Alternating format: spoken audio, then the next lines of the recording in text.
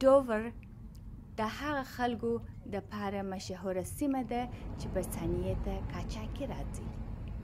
دلته راپورې وتل د فرانسې څخه برطانیې ته د سر په خطر کیږي.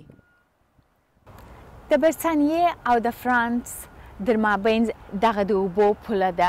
دلته تجارتي کارونه هم پر دغه لار باندې کیږي او د اروپا څخه چې خلک راځي هم پر دغه لار کیږي او که قاچاقي انسانان راتیریږي هم پر دغه لار باندې راتیریږي. د برطانیې د کورنۍ چارو وزارت وایي په روان کال کې چې کرنټین هم و له 2000 ډېر کډوال را رسېدلي دي. دا سړی دلته په ډوور کې ماموریت لري. ما ترې د دې سیمې په اړه پوښتنه وکړه. ډوور اوس د ناقانونه کډوالو لپاره یوه مشهوره سیمه یادېږي. هغه خلک چې له منځني ختیځ او شمالي افریقا نه دلته د جنګ له شره تښتي په دې لاره برطانیې ته راځي. دی وایي چې موږ د کډوالو سره ډېر ښه چلند کوو او په دې ظلم نه کیږي.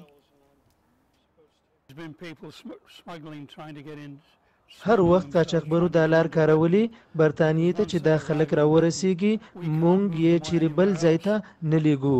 دلته د خپل وسې انساني مرسته ورسره کوو. فرانسې بیا د کډوالو لپاره یو داسې ځای دی چې کوم منظم پلان ورته نشته او چاته نه وایي چې څه وکړي. هلته د کالیکیم هم شته چې د جګړو له سیمو خلک پکې دي. پخوا دغه کډوالو لاریو ته ځان غورځوه خو اوس دا 2 کاله کېږي چې پلاستیکي کښتۍ کاروي. The wars are trying to jump on lorries, but in the last 2 years or so, they've now started coming across in these rubber boats from France. که څوک پوه سي چې دا څومره خطرناکه دروازه ده هیڅوک به د ناقانونه د سفر دپاره زړه ښه نه کړي. نایه ترزی، سیمه نیوز، ډوور.